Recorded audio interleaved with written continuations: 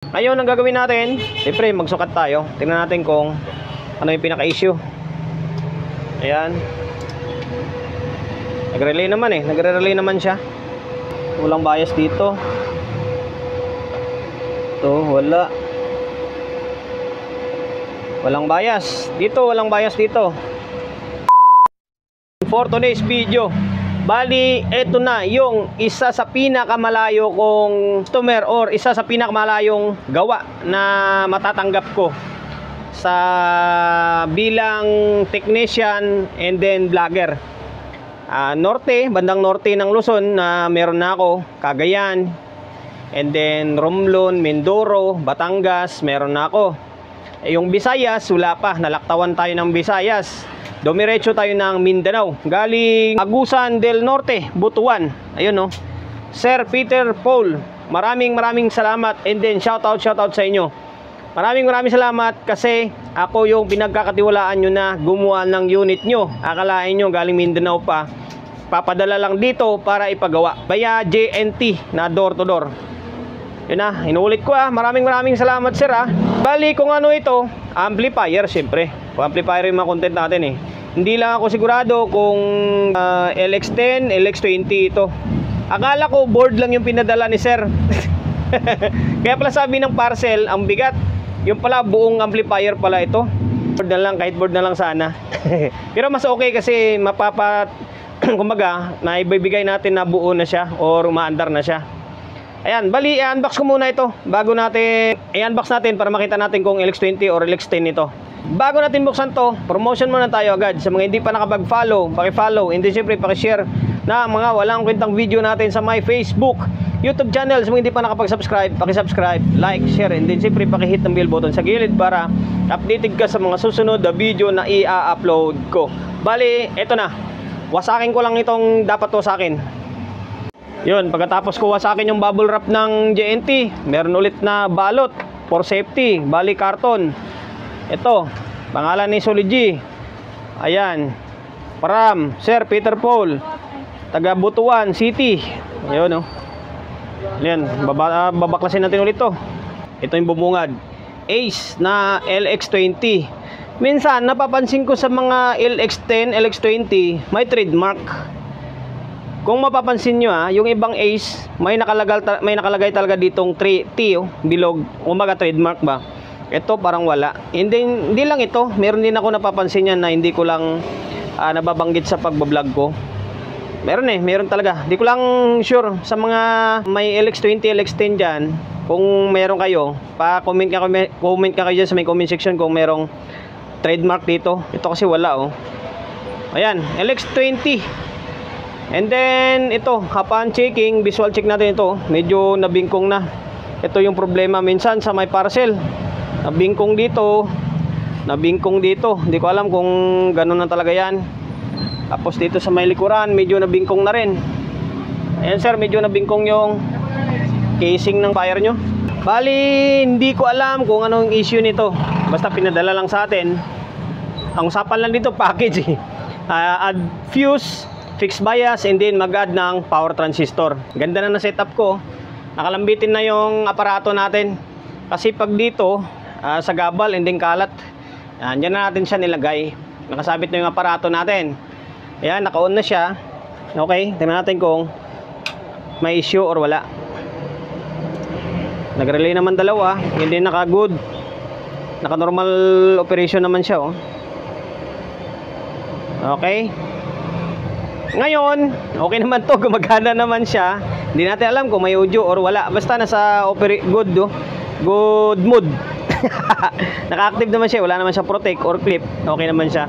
Bali, mabuksan ko lang muna ito and then diretso na tayo. Ipipix bias natin, mag-add tayo ng power transistor and then mag-add tayo ng fuse. Nabaklas ko na yung pinakatakip. Medyo malinis naman dahil binuksan na nila to sigurado. Parang yellow green pa yung dating ng, or yellowish pa yung datingan ng board niya eh. Yung mga bago ngayon talagang kulay green na yung dating ng imprenta. Ito may pagka yellow green yung dating or yellowish. Ayan. Okay, wala naman tayong nakitang mga sunog na parts. Ngayon ang gagawin natin, siyempre magsukat tayo. Tingnan natin kung ano yung pinaka-issue. Ayan. Nagre-relay naman eh. Nagre-relay naman siya. Dito. Dito wala. Walang bias dito. Ito, wala. Walang bias. Dito, walang bias dito. Tapos, lipat tayo sa may kabila. Ito sa may kabila. Dito, good oh. Mayroon siya oh. 0.3. Nasa 0.3 siya. Good, good siya, good. Good dito. Dito, wala. Dito, tirahin natin dito. Wala talaga oh. Walang bias dito sa may channel 2 or sa right channel. Wala naman tayong kuha na dyan. Pakialam dyan. Ang importante, may fix bias natin. Mag-add tayo ng transistor and then mag-add tayo ng fuse. Ang medyo hassle dito dahil hindi siya naka double sided board. Kung double sided board to, kahit hindi na natin baklasin, okay lang. Maglagay tayo ng transistor dito na pasungkit-sungkit na style lang. Tapos trabahong tamad, putulin natin yan. Pwede na sana. Ang problema dito is hindi siya naka double sided. Dito sa loob talaga yung hinangan. Kaya mo baklasin, kailangan talaga baklasin yung board. So ngayon, stay tuned lang kayo. Bali, ang unang natin baklasin is itong channel 2. Focus muna tayo sa may channel 2 para meron tayong reference na pagkukuhanan dito sa may channel 1. So ngayon, stay tuned lang kayo. Magbabaklas ako ng board na ito. So ngayon guys, bali ito na. Nabaklas and then napalitan ko na. Para mabilis na yung video natin kasi umay na yung mga manunood natin sa paulit-ulit na paggawa natin ng LX10, LX20. Although medyo madalang-dalang na lang yung paggagawa natin ng mga LX20 ngayon, pero bilisan pa rin natin para hindi na umaba yung walang kwentang vlog natin. Ito 102, tapos 202, 2K and then 1K. Tapos ito yung nilagay natin 1.8, tapos 220. 220 yung nilagay ko rito eh. Ayan, tapos naglagay na rin tayo ng blocky. Kailangan ng blocky para makumpleto yung pagdagdag mo ng power transistor. Huwag niyong kalimutan na kapag magdagdag kayo ng power transistor is magdadagdag din kayo ng blocky na para sa may emitter. Value niyan 0.33, 0.25 hanggang 0.47. Fusible resistor lang naman yan. Ayan, okay na. Kompleto na siya oh. Kulang na lang ng power transistor. Hindi naman pwede tayo magdagdag agad na hindi natin na ilagay sa may heatsink kasi mamaya hindi mag-shoot sa butas. Try ko munang sukatan muna bago natin ibalik. Day 2. Pangalawang araw ng paggagawa natin ng LX20 na galing Mindanao. Bali na po tayo ng gabi kagabi eh. Kasi hapon or mag-alas 6 na lang nga natin nasimulan kagabi yun eh. Bali ito, pangalawang araw. Bali, kompleto na siya, naka-fix bias na. Tapos, nag-add na tayo ng blocky. Yung kulang na lang talaga is transistor na lang. Ngayon, binalik ko na yung mga kable para masukatan natin. Nung nakaraan, walang bias ito. Zero bias ito eh. Natin kung ano yung magiging kalabasan nung Phoenix na natin siya. Yan, nag-trigger yung relay. Dalawa. Teka lang.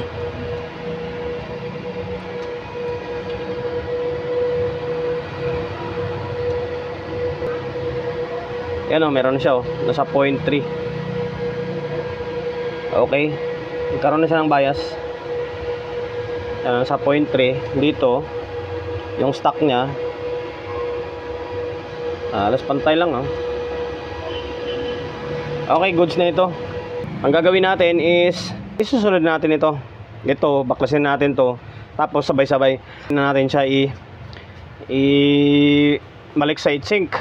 Tapos mag-add na tayo ng power transistor. So ngayon, stay tuned lang kayo. Binaklas and then pinalitan ko na rin ulit yung mga trimmer sa isang board. Ito to. Yan, para hindi na umaba yung walang kwentang vlog natin or para bumilis-bilis yung oras lang natin. Ito 220, 1.8. Tapos ito lagi kong palala, wag niyong kalimutan mag-add ng bloke. 0.33 ang nilagay natin. Pares lang sa mga stock na ito. 0.33 rin to eh. Fusible resistor. Tapos nag-add na tayo ng power transistor. Yan. Ayan. Tapos paalala ko ha, wag niyong kalimutan maglagay ng sapin or mica insulator. Okay, dalawa na i-fix na natin. Hindi nag-add na tayo ng power transistor. Madako tayo rito sa may power supply nya. Dito na naman mag-add na tayo ng fuse dito, backlash, and then nalagyan ko na ng fuse yung power supply natin. Sa mga gustong gayahin, ito lang yung diskarte na ginagawa ko. Dito lang ako nagpuputol. Yan, ganyan. Tapos dito sa may kabilang side, dito rin ako nagpuputol.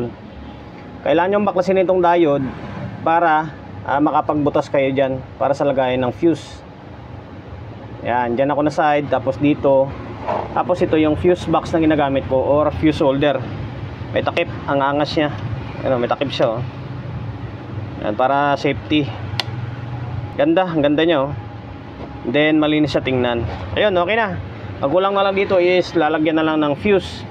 Yan, tapos diyan kayo magputol. Yan, hatiin nyo yan para disconnect siya. Yan. Pagkatapos mo lagay yan, syempre babalik mo na ito pag ganito. Sabay hinang. Tapos balik na. Sa ngayon, stay tuned lang ulit kayo. Sana nakapagbigay ako yung idea kung paano maglagay ng fuse. Bali, hinangin ko lang ito and then babalik ko yung board. Babalik ko yung mga board pala. And then testing natin kung may audio na or wala. May audio na or may audio na. Naibalik ko na yung power supply, naibalik ko na yung mga kable ng board. Balik ko lang na lang istornilyo. Tapos naglagay na ako ng dalawang speaker para hindi numaba yung walang kwentang vlog natin. Ayan, dalawang mid-high na yan sa taas, oh. Dalawang mid-high. Tapos naka stereo mode tayo. Tapos input natin itong cellphone lang na isa natin. Ayan, okay. Tapos naka 20 na tayo. Ito, naka 20. Ito yung kable na to. Wala nang load yung bulb natin. Okay. Ayan, naka normal siya. Dalawang ilaw. Okay natin. Ayan.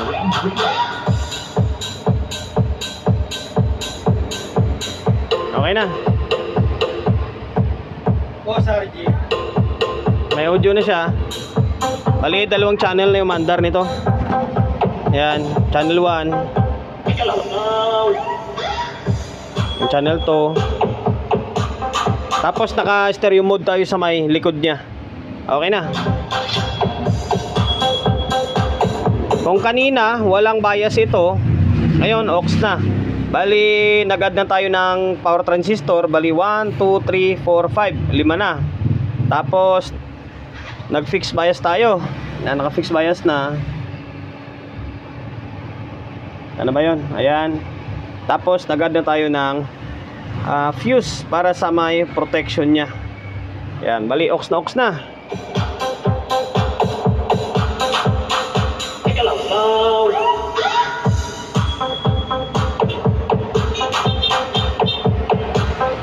Ayun lang guys, hanggang dito na lang yung walang kwentang vlog natin. Nakapagbigay idea ako sa inyo kung paano gumawa ng Ace na LX20. Bale, sir from Mindanao. Kalimutan ko na, saan ba yun? Butuan pala. Yan o. Sir from Butuan City sa Mindanao. Aux or good na yung LX20 mo. Maraming salamat sa pagkakatiwala mo ng unit mo rito sa akin. Kahit na malayo yung Butuan, pinadala nyo pa rito para ipagawa lang sa akin. Okay na, back to normal na siya. Ayun, promotion bago tayo magtapos. Siyempre, shop natin always on the go na 24/7. Sa mga gustong magpaparepair along sa Uyo, Quezon City, number of 61 Don Julio Gregorio Street sa Uyo Road sa Uyo, Quezon City. Social media pages natin, so hindi pa nakapag-follow, paki-follow. Hindi, siyempre, paki-share ng mga walang kwentang video natin sa my Facebook, YouTube channel. So hindi pa nakapag-subscribe, paki-subscribe, like, share, and then siyempre paki-hit ng bell button sa gilid para updated ka sa mga susunod na video na i-upload ko. Ingat, God bless, and then peace atin lahat.